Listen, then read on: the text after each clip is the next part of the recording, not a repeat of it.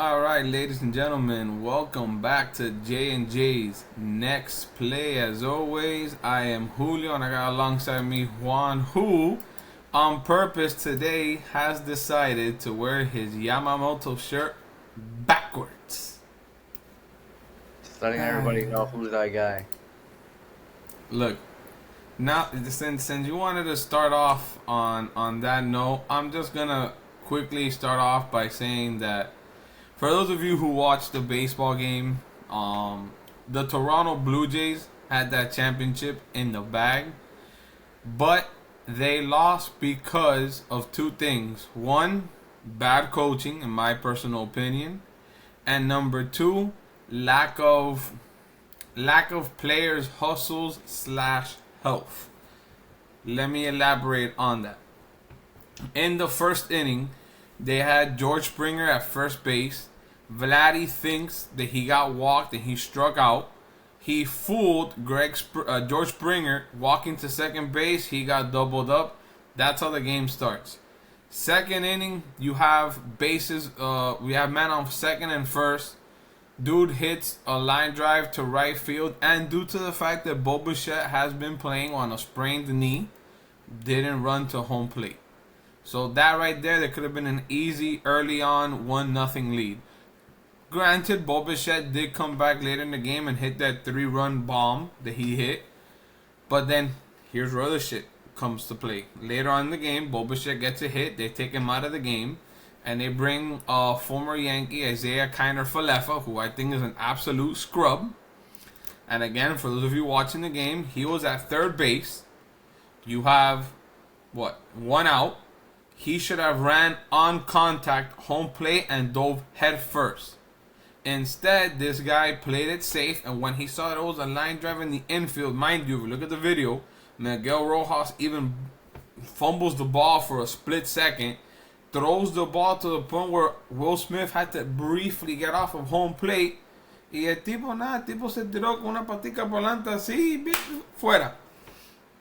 So it's like, dude, come on, dog. What are you doing here? Like, the game is on the line. The game is 4-4 at this point. You could have won the game right then and there. No. And después, claro, the next guy comes to bat, the Ernie Clement guy. He hits a line drive to left field. And we've all seen the play where Pajes ran over Kike Hernandez and made that absolutely ridiculous catch. Once that play happened, I said the Blue Jays are doomed. That is a momentum killer. 2 innings in a row, you have bases loaded, and you couldn't do jack shit. And then on top of all of this, Juan has a Yamamoto shirt on. Yamamoto is a seasoned veteran at this point. He has a long career with the Japanese League and the MLB. Mind you, the guy had pitched the night before. He got brought into the game and pitched a gem. When the Blue Jays were winning, if I'm not mistaken, it was 3-2. They brought their rookie sensation, Trey Yesavage, 22-year-old who only made 3 starts in the regular season, who had been your best pitcher in playoffs. You put him back in the game. Dude, you could have easily brought Kevin Gausman, who started the night before him, who had more rest, who had been another decent pitcher you had. He was probably the better choice to put in that predicament. And then, arriba todo esto, you bring out your closer, Jeff Hoffman, who led the league in home runs allowed. And what does he do? He gives up a home run to Miguel Rojas. Look, at the end of the day, congrats to the Dodgers. At the end of the day, obviously, if they didn't win, they were going to become the laughing stock of the MLB after spending a shit ton of money bringing Roki Sasaki, Otani, and all these people. So, granted, cool. But damn, dude, the Blue Jays had it in the bag. I was rooting for the Blue Jays. I always root for the underdog, and you blew it. And I know Vladdy was making fun of him. He was having fun with David Ortiz, but in this case, the Blue Jays lose. So hopefully it bounce back next year. It's gonna be very hard to get there due to the fact that Blue Jays to this day still don't have great pitching. And Bo Bichette is due to be a free agent, and he's gonna get paid, and it's not gonna be by the Blue Jays. So, but other than that.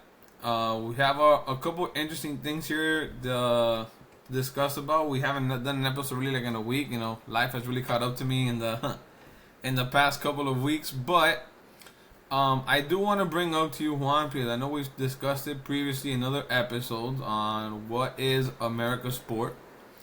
So I saw that a total of 16.9 million people watched Game 7 of the NBA Finals. 25.9 million people saw the World Series Game 7. And the baseball playoffs were averaging over 40,000 more people than the Super Bowl and people watching the game. So, just want to bring it out there, guys. When all you people think that, baseball is not the America sport, I say otherwise. Granted, there was probably a shit ton of Japoneses watching the game from Japan because their boys Yamamoto, Notani, and Sasaki were all in the game. But nonetheless, it is being viewed more than NFL and the NBA. But now that we briefly discussed NBA, Juan, big elephant in the room. The whole gambling scandal happening right now in the NBA. What can you tell me about that, Juan? Well, to start off, I'm really disappointed to hear that coming out of like a sports league in general. Now, I'm not blind to it and not dumb enough to believe that it hadn't been happening, I guess, throughout the years or throughout the seasons. But I guess from a fan's perspective and as a fan, it's just kind of like you lose, I guess, enthusiasm and I guess wanting to go to a game or even rooting for your team because now at this point, like number one as a league, you've lost complete credibility. Like there's no, mind you, like Adam Silver has yet to put out an official statement on this. He spoke briefly on it, but it was pretty much just like to give face, talk about it briefly, and keep it pushing and keep it moving. But I don't know. It was like when it first started getting reported, I was really disappointed because it sucks. It honestly sucks. Like like as a fan, you're paying your hard-earned dollars to go watch these guys and enjoy the game. The whole story, the whole hoopla, and then to find out that some of these guys, I mean, these guys got caught, but you don't know how many guys are pulling the same stunt and just haven't gotten caught.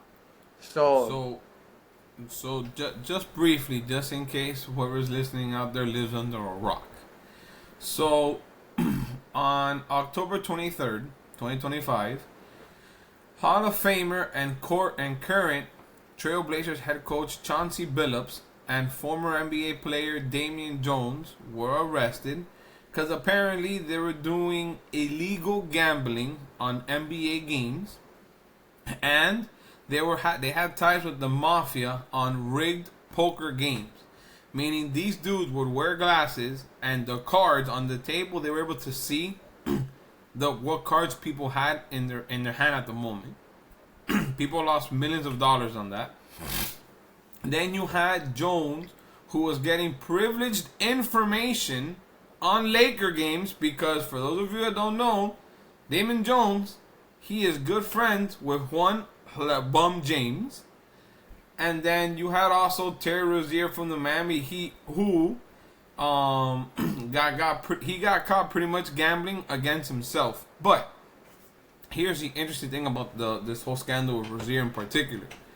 The NBA did their own private investigation on Rozier a few seasons ago. He got cleared. Then Charlotte traded him to Miami. But guess what? The FBI said, how are you going to clear someone who is clearly guilty? And I want to say he was still doing it because then now clips have been shown of him playing absolutely like dog water with the Heat. So it's like then it starts doing a trickle down effect. Now everyone wants to talk. Everybody wants to look for a savior. I don't know if you saw this one, but when Billups left the courtroom, he was wearing a sweater that had some sort of ties to LeBron. And everyone said that was like his call to Batman, like his SOS, like oye, tírame sabe. Yeah, which again, when all these things started coming up, it was everywhere in the news. And what are the odds that out of nowhere, I feel like it has gotten almost like silent in a little bit. And it's kind of like what Juan says, Adam Silver really hasn't made any statement about it. He's being called up to go to court and speak in the Supreme Court on the matter. And dude, like, I know some reports on Twitter are coming out that were just, hoopla, but I feel like there's so much to uncover with this scandal, and I just feel like there's someone behind the scenes pulling the strings into that not too much gets uncovered. Especially that it has ties with LeBron James, who to this very day has nothing real negative towards him outside of his basketball life. So it's just, again, like, see, look, it says here he had special privileged information about players' injuries before 2 Lakers games in 2023 and 2024. And again, the only reason Jones got that information is because he is buddies to this day with LeBron James. And then the other thing about Chauncey Billups, which I saw today, obviously I still want you to talk about the whole scandal stuff, Juan, but did you know that Thiago Splitter is 4-1 as the interim coach for the Portland Trailblazers? Like, it kind of makes you wonder, like, dude, like, was this dude coaching bad on purpose? Because then you start seeing clips of, Portland up by 8. Buddy had a hot hand. He gets removed from the game. Didn't play the last 8 minutes. They ended up losing. It's just wild, bro. I started seeing so many crazy things. I know me and you last week really tried to record an episode, but I know work got caught up with you. My personal life got caught up and we couldn't do it. But just talk about it, Juan. Let everything out. I want you to feel about the scandal. What do you think is going to come of this, and what should be the conclusion? Well, the conclusion to start off is Chauncey Billups should never be allowed to coach another team in the NBA. He should be banned for life. Like, that, as a player, like, I don't even know how that locker room felt when that got reported. Because, again, as a head coach, number one, you weren't an assistant coach. You weren't just a trainer. You were the head coach. You were the guy that represents that team. You're the guy that's going into the locker room trying to motivate a group of guys to go win games or whatever the deal may be for that organization. So to start off just there, like, it's highly disappointed. I'm glad to hear that they're even winning games after that, because to be honest, like, as a player, I think mentally after hearing that or something like that, I would just be psyched out. I would just be like, again, like, it's confusing. Like, what are we doing here? Like, but I'm glad to hear that the locker room is rallying behind Thiago Splitter. And they're winning games. Like, at the end of the day, hopefully they've been able to move past this quickly. And I don't know what type of conversations they've had, but clearly the ones that they've had have been the right ones. But yeah, Chauncey Billups should never be able to coach again in the league. And he shouldn't even be able to be part of anything with the NBA related. So what about the commissioner, David Stern? What should be the conclusion with him? I feel personally like he should do his best in covering it up and saving the league, but he should resign. Again, it's kind of like what you were saying. It's like there has to be more behind this, and there has to be something that's just not, I guess, calling for that type of action. And this guy still has a job to this day, but I do think this might be his last year for his term. Like, I don't think he's gonna be able to. Right, but what I'm trying to say is like how I kind of told you, I have this like conspiracy where someone is behind the scenes trying to cover shit up and shit doesn't get uncovered. I feel like David Stern is doing his best for not all the information goes public.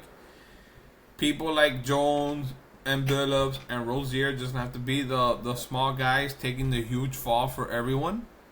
And once everything is said and done, he should resign to kind of, I guess, save the NBA, because kind of like what I told in the beginning, bro. The NBA Finals ratings haven't been good. The NBA, all in all, is just doing bad. You still have the Kawhi Leonard thing that's still in the air. There's no the results with that either. Like, hello. Kawhi Leonard, they hit a game winner. He's acting all like everything is fine and dandy, and that just stayed up in the air porque salió lo otro. But it's like the NBA right now is in shambles. They have to really fix that whole load management with the players. Their ratings are taking a hit from it. Yeah, dude, like it's just gonna get to a point where, again, I have a son now. If my kid tells me, Dad, I want to play a sport, I'm always gonna lead more into baseball rather than to football and basketball. But I've gotten to the point where I think I would be okay with my son more playing football than basketball. Nah. It's just Bro, it's just the product is garbage, Juan. It's just, dude. No way. Even the other day, the Heat were playing, and I put the Heat on the TV. And granted, it's the Heat, cool. I couldn't even watch the game because it's just like, in every possible moment, there's a timeout, there's commercials, reviewing. While the officials reviewing, they put a cuadradito la and they put another commercial, and it's a commercial everywhere. Then you have the gambling lines underneath the thing, and it's like, dude, like, it gets to the point where it's like it's almost unwatchable to watch like a basketball game. Baseball, I can watch with no problem. Even football. I wasn't a football fan, and I've been watching football games. Granted, I've been watching the wrong games, so it's the Dolphins. But you see where I'm coming from, bro? Like, before, I was able to watch basketball, and it didn't have to be the Heat. It could have been the Lakers. It could have been whatever it was. But, I don't know, man. Basketball right now, I think between the three sports, it is the worst one.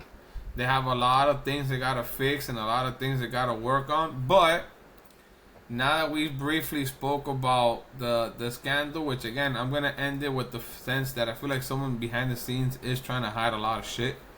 And the fact that they linked the Lakers and linked LeBron to this, I think they're going to try to protect his image, protect the NBA's branding. And those three guys that I mentioned are going to be the ones that made it. They take the big fall for this. But now, you said that Chauncey Billups should be banned forever. Do you remove him from the Hall of Fame? Because he is a Hall of Famer. Interesting, huh? I mean, I would consider it. Wow. I would consider it. Why not? You came back. Number one, like, where I'm coming from with this is that, like, you retired. Speak your truth, dog. Speak you it. You retired as a player. Number one, you were blessed enough to even get offered life after as a player in the league, and not as a nobody, not as a low life. Like, you got a head coaching position. Like, there's a lot of people in this world that strive daily or for years trying to get a position like that. And you got it, like, because of your granted, because you have the experience, your background, X, Y, and Z. Nobody was telling you that you were unqualified to be in that position. But then this comes out, and it's like, well, wait a minute, like, okay, you got caught now, but how long have you been doing this? Mm-hmm. Because who's to say that he hasn't been doing it as a player when he was a player? Like, again, there's a lot to uncover here that can't be uncovered by anybody, just by those people literally inside the league and those that know about this stuff. But yeah, I would even take his Hall of Fame ballot, because you disrespected the league. You disrespected the league. Like, you put yourself first over the league. You disregarded everybody that goes to watch the team, the fans, the organization, everything. You disregarded it. You put yourself first. You got greedy. You wanted more than what you're already making, because that's the other part that doesn't make sense. These guys make millions of dollars already, and you go put yourself in a position now where you could lose it and not have it anymore. I don't know. I don't get that. I don't comprehend that. Mind you, now you bring that up, look at this. So, there was an indictment that alleged that this involvement provided inside information about a Trailblazers game in March of 2023, indicating that the team would be tanking and that several players would be sidelined with injuries. Prosecutors claimed that this information was later used by the other defendants to place bets against the Trailblazers. So he just didn't give a fuck. Like again, you have a head coaching job. You have a sweet gig. You have people like me and Juan who have to go to work every day and work under, a bunch of people, y pasar trabajo, and we have our good and bad days. But dude, you're a head coach. You're coaching basketball. You're in the NBA in a sense. Like, you have a luxury job, and you got greedy and you wanted to gamble and do stupid shit like that. Like, I'm just never gonna understand it. And the NBA hopes that they solve that issue sooner rather than later. But now, let's talk about other things now that we're on this NBA talk before we get into the other topic. I'm looking at the standings, Juan, And there's a, let me see, are they the only undefeated team left? So the only undefeated team left in the NBA is the Oklahoma City Thunder at 7-0. Then you have the Spurs who are 5-1, which I know you wanted to speak a little bit about Wemby. The So Wemby takeover. um, the Lakers are 5-2. The Yes, sir. Trailblazers, like I said again, they're 4-2. Clippers 3-2. The Nuggets, dude, I feel like after the Nuggets won their championship, it's kind like they just went on cruise control for the rest of like the last 2 years. Well, it all started when they fired their coach for no reason. True. And then also, now that we're on the topic of basketball, and I see a team here on a particular player you like, dude, what's going on with your boy John Moran, Doug? I don't know. I don't know. I feel like he's gotten in a way, I guess, content where he's at. Like, he got the stardom. He has the big deal with Nike. Um, after everything he went through, like, and all the suspensions, all the back and forth with the league. I mean, just the other day he got suspended for a game again for some sort of like behavior issues. I guess with the team. But again, I it's hard. That's why the greats get considered to be great. Like it's hard, I guess, to be disciplined and try to, you know, go win every day. Like compared to those that go do it every day. It's hard. Like you mentioned the Nuggets. The Nuggets fired their coach after winning their first championship. The guy was with the team for 10 years. Like you took a piece of that culture and now you're seeing the struggles of it.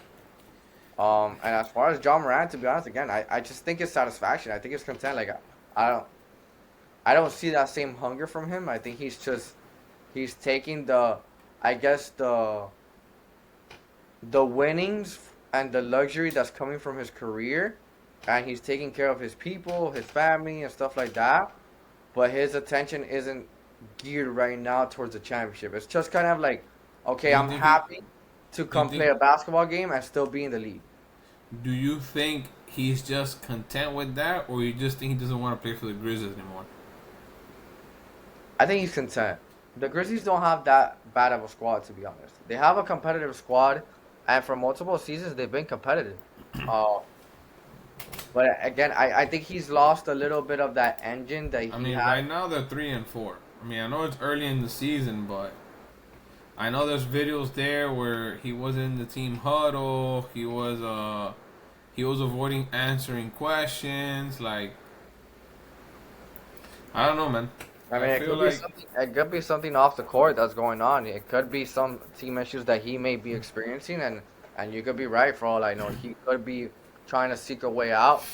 But I like again, wherever you go, like you gotta show that you've become a more mature player. Because if you're leaving the Grizzlies, it's to go win a championship wherever you go. Because you're not gonna go to a team that's similar to the Grizzlies or lower than that. You're clearly seeking to go for more. And so. I'm reading here. It says during a frustrating loss, Morant seemed to to quit on plays. When asked about his energy level by a Memphis reporter, he responded, "Go ask the coaching staff why." It was one of the several times where he suggested to the media that they should ask the staff on why they lost and his unhappiness. So again, I don't know if it's like a coach or like an inside team related thing, but it's very clear, dude, that I don't think he wants to be on the Grizz anymore. that would be interesting to see where he goes, though, if he were to consider going somewhere else. I got that with me. So, I also searched up possible trade destinations for Morant. I'm gonna read this list, and I'm not trying to have that guy on my team, but they do have the Miami Heat. Of course, he matches that energy. They How have does the this look? They have the Charlotte Hornets. Would be interesting to match him up with Ball. It wouldn't work. Another one is the Bulls, and it's due to the fact that the Bulls can offer him 5 years, $200 million. No. The Brooklyn Nets. No, or the Detroit Pistons, no, the Utah Jazz. no. Those would just be teams that where he's seeking a big contract. And those are the only teams they predict him going to because, again, he's going to want to go to a team where he gets money, number one.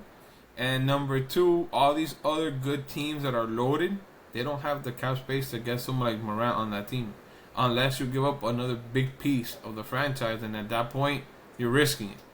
Because whatever happens with, I don't think Morant will get traded this year. I think what will end up happening is at the end of the year, he's gonna do a sign and trade. He's gonna sign a contract with another team, and then the agreement to get traded will happen. No one's gonna risk trying to trade for John Morant. God knows what you trade for him, and then he ends up leaving anyways in the offseason. And I feel like John Morant, he's not a piece that easily fits on any team. No. Because think about it, I mean, I can give you a couple teams where if he gets traded to, he becomes just a regular off the bench type of guy. Name him. You think he does well in the Lakers? No. I think he'll drown in the Lakers. The Spurs? Maybe. But the Spurs don't do trades like that. They don't, but it would be interesting to see him in San Antonio. The Warriors? No. No. Clippers? No. Forget the Thunder. The Thunder don't got to trade for anyone. 76ers? No. The Bucks? We already spoke about how they're trying to trade Paulie Giannis. The Cavaliers? No. The Knicks? No. Again, you have a bunch of teams that really don't need a guard. I feel like a guard nowadays, I feel like every team has their guard that gets the job done. You need more of that versatile player that, like the two-way players or. But that's why I think he would fit with the Heat though.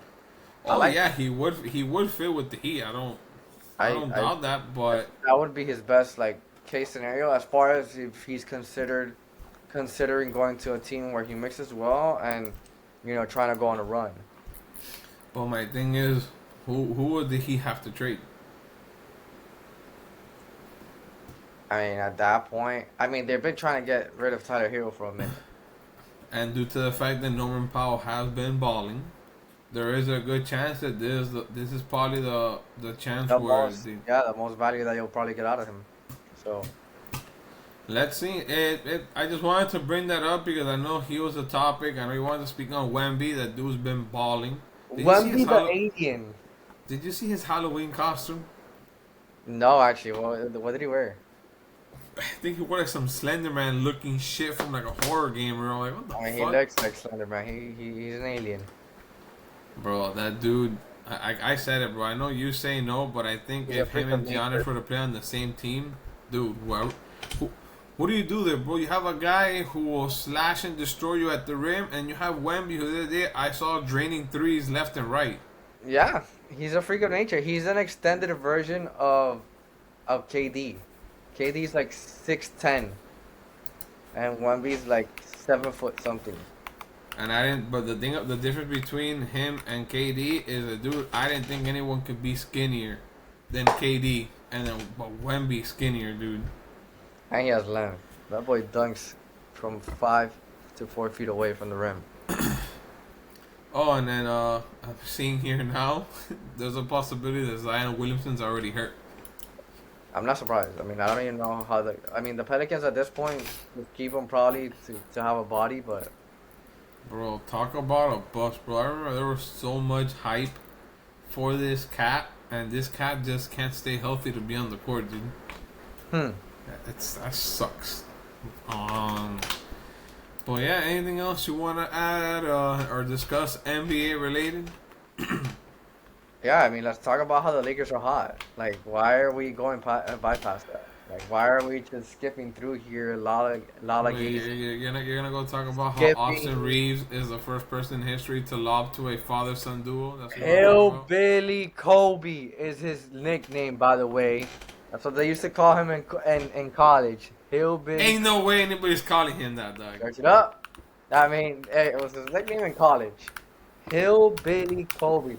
The boy can ball, and so can his partner in crime, Luka, the man. Well, I mean, here they say that one of his nickname is AR-15. No, but he actually Hillbilly Kobe, White Kobe, AR-15. yeah, but AR-15 he didn't promote because he was saying that that promotes gun violence. So he wasn't. Qué gana comer Oh mierda. no, hey man, the guy was just coming into the league. He Qué wasn't. gana comer No. mierda, Hey, at the end of the day, dog. as an organization, you respect that. You know, you respect the guy that's coming in with the right mindset, and the guy's balling. But he's No, gonna he be is definitely a guy. he is a baller. He's gonna be a guy though that's gonna be seeking a big contract, and that's gonna get interesting to see what Do happens. you know how much he's averaging right now in the season? Uh, 31.1. and Luca's averaging like 40 something. It's And what's what? again, this dude went undrafted, Juan. Yeah. Makes you wonder, bro, what the hell the scouts are looking in players that someone like an Austin Reeves just le cae arriba ahí a los Lakers, bro. I mean, we got fortunate, man. We got lucky there. We picked up a good piece, and it's going well for But you know us. what, Juan? I'm always gonna hit you where it hurts. Could you Oh, imagine if the Lakers still had Caruso? that still hurts. That does still hurt. I was listen. This is funny though because in 2020, when everybody was making fun of Caruso, I was a fan of this guy, and not because I was a Lakers fan. I was actually a fan of this guy. Like this guy is a defensive monster. He's an all-around player. Like he could score, he could defend, and he hustles like crazy. Mm-hmm. I was a fan of this guy, and I was actually really hurt when they let him go. Like I felt like we could have done better and kept the guy happy to a certain extent. But it is what it is, you know. And then he goes to Oklahoma, and the rest is history. And it sucks because it's not like he got traded to the Bulls. He just simply left on 4 years, 37 million. Yeah, he got You a contract. telling me, dog, that your Lakers couldn't afford 4 years, 37 million to a guy who, by the way, helped the Thunder win their first championship last year? Yeah, I mean the guy deserves his flowers. He does his thing. He's a real key player. Imagine that trio of white boys over there. You would have had Hillbilly Kobe, Caruso, and Luca. Dog, that would have been scary. Because Yeah, at this point, bro, forget LeBron. Like, honestly, like, you're just starting to see the future of the Lakers with just having Luca out there doing his thing without LeBron. I feel like cuando venga para atrás el tipo este, you're going to see Austin Reeves' numbers decline. You're going to see Luca's decline. And then that's where Austin's going to be like, should I even bother staying here or should I go somewhere else? Because at some point, bro, like, everybody wants to be that guy on the team. And I know before I started the show, Juan out here was making fun of how, oh, look at the Heat have to go now to Norman Powell to be the number one option. Dude, Norman Powell has been balling. And I feel like there's a bunch of people that are like that on teams where they can ball, but they're just behind other people the that role their players. numbers they have to suffer. Yeah, the It's role kind of players. like when James Harden left the Thunder to go to the Rockets, the dude exploded out of nowhere. Yeah, And I he's a feel key like guy. yeah, and I feel like when when something like I that mean, happens, I have a small prediction. I I think this season, I hate to say it, but I think Father Time catches up with LeBron, and he'll call it quits. Like dude, I mean at this point, you know, hasta cuándo, like I think it's gonna happen, and it's again life happens. It's what it is, and I you think want my personal opinion? you'll have a choice. Wow, you don't gotta be a dick about it, bro. The You think that he calls it quits after this year, who? but you think he calls Oh, it quits this year, but like you have mentioned before, he has a son right now who's playing in Arizona.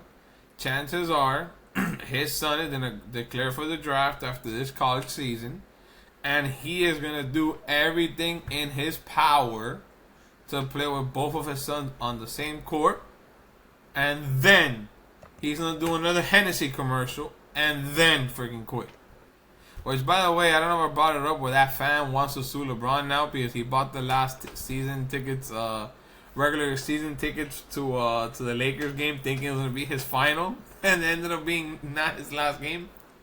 I mean, you kind of jumped the gun there, buddy. But I guess by law, he might actually get something out of that.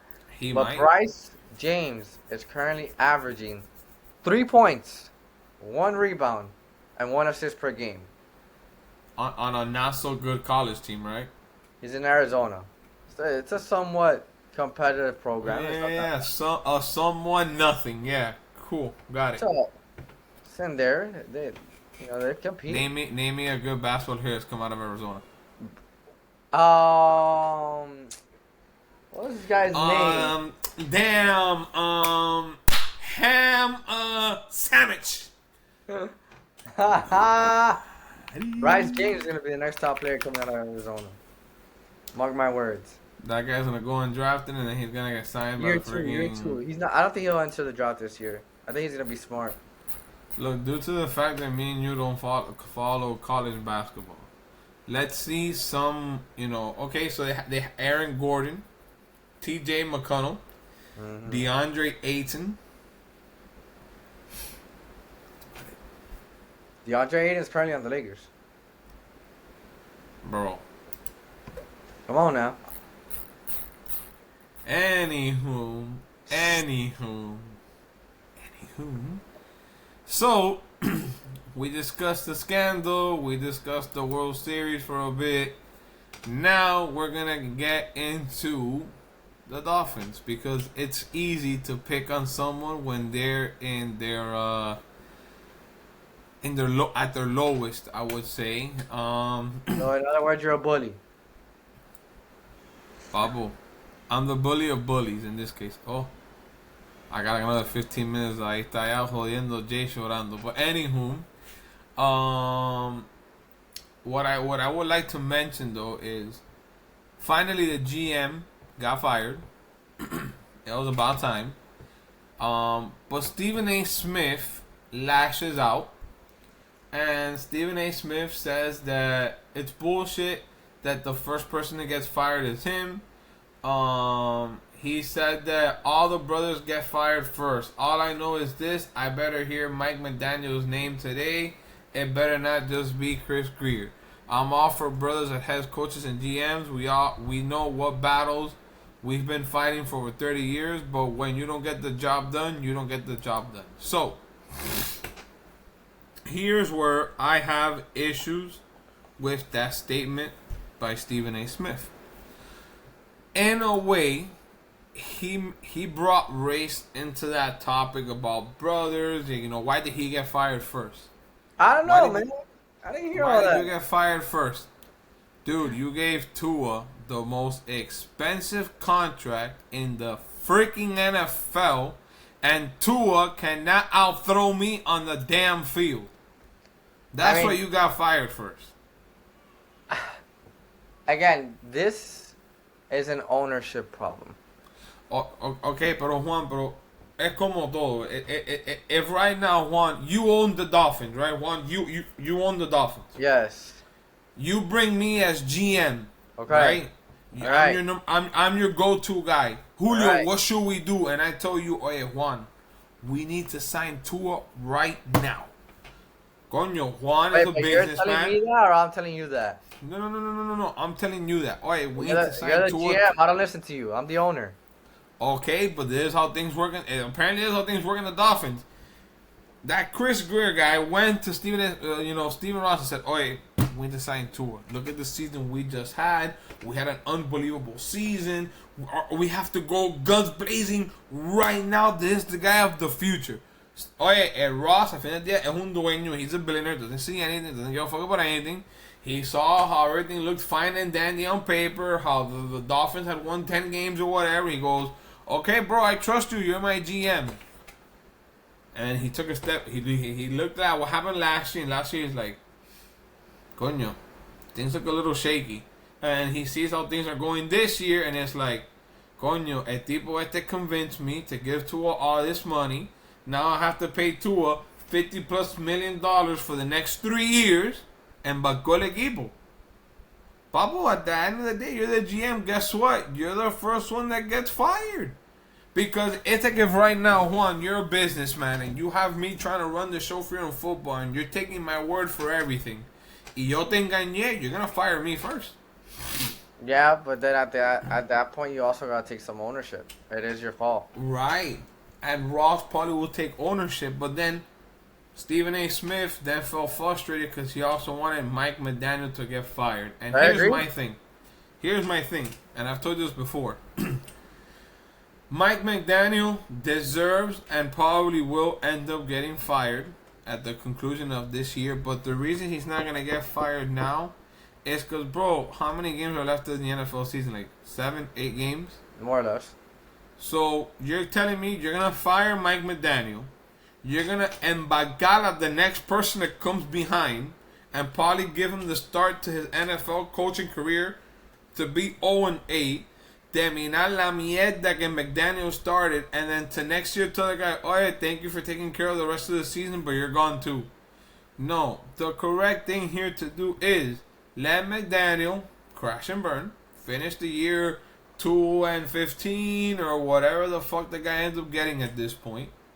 Y ya at the conclusion of the year, then you make a whole assessment of, okay, a votar gente and figure out what to do with Tua's contract. The question It to still me remains, makes the though. most sense. The question still remains though. Why are you still playing Tua? If you're in McDaniel's seat right now, and you know basically that your job with the Dolphins is done by the end of the season, but at this point you can do whatever the hell you feel like it. You know, Like, you know why you need to start Tua one. You know why you need to start Tua, why? eh? You're paying that fucking guy $37 million Ah, this year Pablo, to but at play. that point we've taken many L's. I'm taking that L too. The Dolphins are 2-7.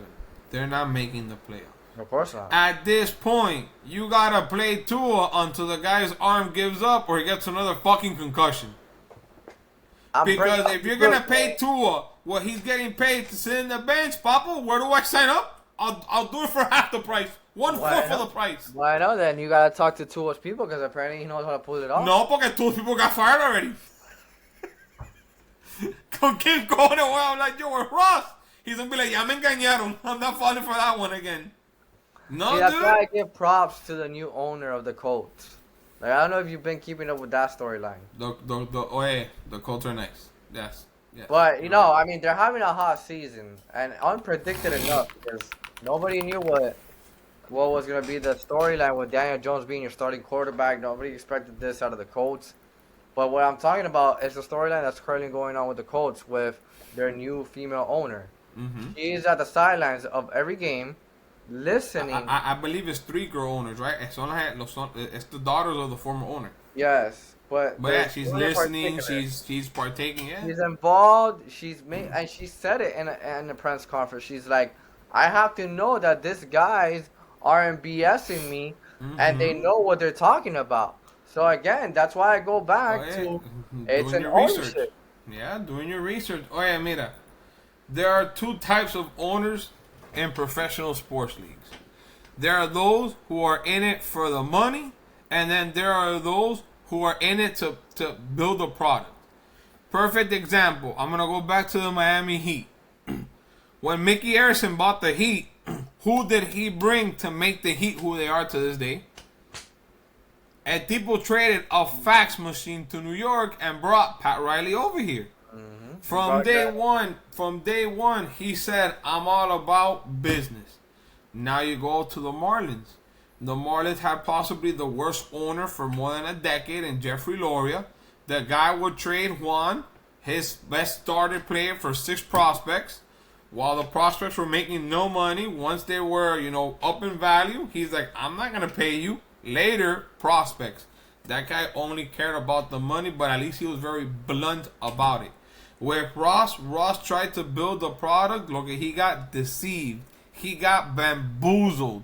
He got played for like a dummy. Because let me tell you, you have to be on the highest grade of cocaine to give Tua the contract you gave that dude. 4 years, $212 million. That and knowing I will tell you this. When his contract expires, I will tell you where Tua's going to end up playing. Él va a tirar coco allá en Hawaii to los primitos de él, y that guy's going to be done in the NFL. I still think one of those low teams takes him as a backup or something.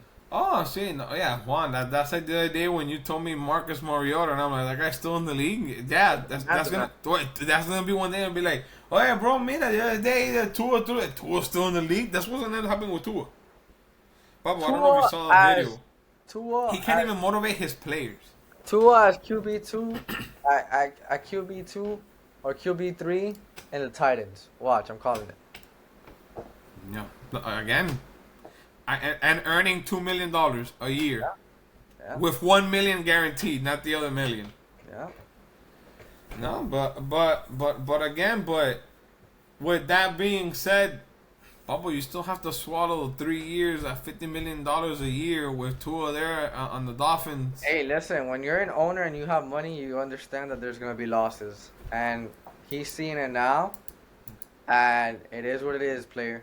He's gonna have to take Bubble, it. pero the Dolphins can tank and get 3 good picks for the next 3 years, and they're still in Bacau, dog.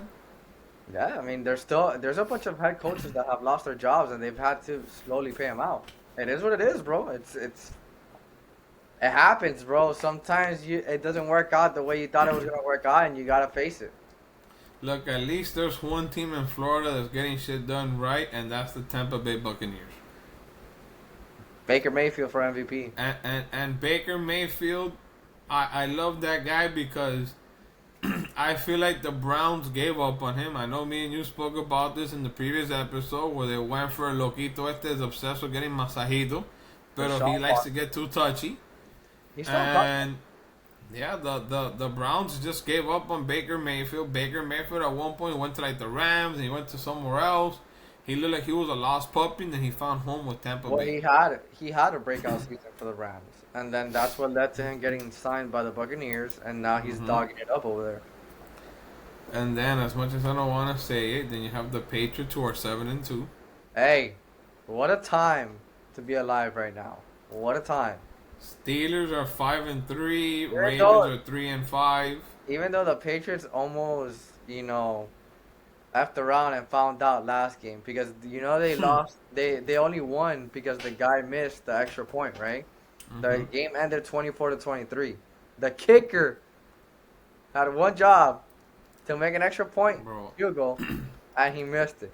Bro, I laugh because now you mentioned the kicker. Watching the Dolphins game last week, the Dolphins were gonna score 3 points off a kick, and the dude misses. Like, dude, like, I'm sorry, bro. Like, you have one job on the team, es meter la petar la singa pelota, and you can't even do that shit right, bro. I'm about to start warming up my leg again, man. See how it goes. I don't know why you don't, bro. I mean, at this point, like, look, the Dolphins haven't had no one kick a field goal past 49 yards. They're the only team in the NFL. Dale, Juan, aprovecha, bro. Vete para el estadio and be like, oh, hey, I hear you guys are giving out contract shit for the free. But yeah, the Packers lost to the Panthers. Upset there. The Steelers upset the Colts. They gave them their second loss, which actually funny enough, I had the Steelers picked in that game. I felt like the Colts were going to drop a game. And I felt like it was that one. So, I'm going to end the NFL with this one, and I'm going to spice things up. I'm going to change my Super Bowl predictions. I'm not. Super The Bowl Bills- predictions. You ready for this? 10. Bills versus Buccaneers. No. Book it. I like that. Take it first- to the bank. Nah, I like that one that we mentioned in one of the previous. Nah. Of it I'm being kidding, the guys. Eagles and the Bills and the Yeah. Eagles. Before I got a lot of hate, that's just me trolling. Again, I just, I always root for the underdog, and I like Baker Mayfield's story. They're like a player or two away from actually being Super Bowl contenders. But at the end of the day, you never know, because if there's one thing the NFL is very known for is today could be the best team. One injury later, and you're not even discussed about. So, but if I do have to predict right now, I would say it would be Bills and Eagles, and yeah. That's if the Bills beat the Patriots for the division. I don't know. The Patriots stole one. Oh yeah, mira. It's At the end small, of the day, yeah. what's gonna happen there is With them icy experience. uniforms that they have. At the end of the day, experience will triumph overall. Because look at the Dodgers. The Dodgers, I'm still a strong believer that the reason that they won the World Series is because at the end of the day, they had a bunch of guys full of experience. And then when you look at the other side of the diamond, the only person that had experience there was Don Mattingly, and that guy's been losing for the last 28 years in baseball. So, yeah, experience will win in that manner. But if the Patriots continue on like this, come next year, it'll be a different story. But you don't know how your boys will play under the bright lights for the first time. So you never know. I mean, hey man, Cardi B got that boy Stephon Diggs playing right, so I don't know what they doing over there, but Brother, mira, no menciones basura en el podcast, bro. Drake That May guy's having 4 kids with 4 different baby mamas in the same year. Listen, his El tipo está peor que Tyreek Hill. off the field, whatever he decides to do with his life and his business is his business, but what he's doing on the field right now with the Patriots is counting. So But with that being said, guys, I think we're out of topics for today. For those of you following, we did take a brief break on the FIFA Journey to Division 1 again. On top of the fact that my personal life has caught up now that I am a father. Me and Juan did get frustrated with FIFA. It just wasn't it. What I'm trying to do now is trying to get Juan to play Call of Duty. No. I've already told Juan that we could share on Game Pass. He can download it. He don't have to pay me. I just want Juan to get on COD, so we can hey Juan, do it for the views, dog. Get online. Only if we get to 40 subscribers. All right. That's the deal. So if we get to 40 subscribers, you're gonna get on COD. I'll play COD. No problem. You do realize that I'm gonna have only one goal from now till November 14th is to get 40 subscribers. So right? be it, man. So if y'all want to see me play COD, make sure y'all do us right and you do the channel right and you subscribe. I'm gonna get political. I'm gonna get political with this. I'm gonna start cutting deals with people. I'm gonna start telling people, oh hey, if we get to 40 subscribers, I'm gonna do a live stream with all of us on YouTube playing Call of Duty with Juan. Hey, I'm gonna start cutting deals. Hey, book it. If it happens, it happens. All right, guys, you heard it here first. If we get to 40 subscribers, we're at 24 right now. So you're telling me if we get another 16 people to subscribe to the channel, you're going to get on COD? I'll get on COD. No problem. All right. Bet. All right. But with that being said, for those of you who do listen to our podcast, we do appreciate it and we thank you. As always, like, share, subscribe, and Juan, before we finish today's episode, you got anything else to add?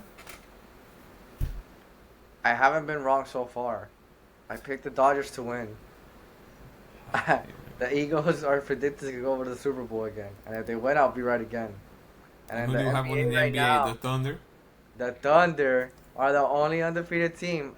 Go back to the episode. I said if they were healthy, they're favorites to go back to back. And it only makes this guy's picking all the favorites across the board. Que lindo. I'm picking championship predictions. Go for an underdog for once. I'm picking championship predictions. I'm staying on the assignment that has been assigned here. I can't wait for you to be wrong, bro. That's why I can't wait to start. Mira, hazme a favor y empieza a cargar el control. We're getting on Call of Duty November 14. And we're gonna live stream on day numero uno. Well, I mean, we're only gonna find out if it happens. So 40 subscribers, and you'll play. Yep. For 50 subscribers. No, we'll leave it at 40.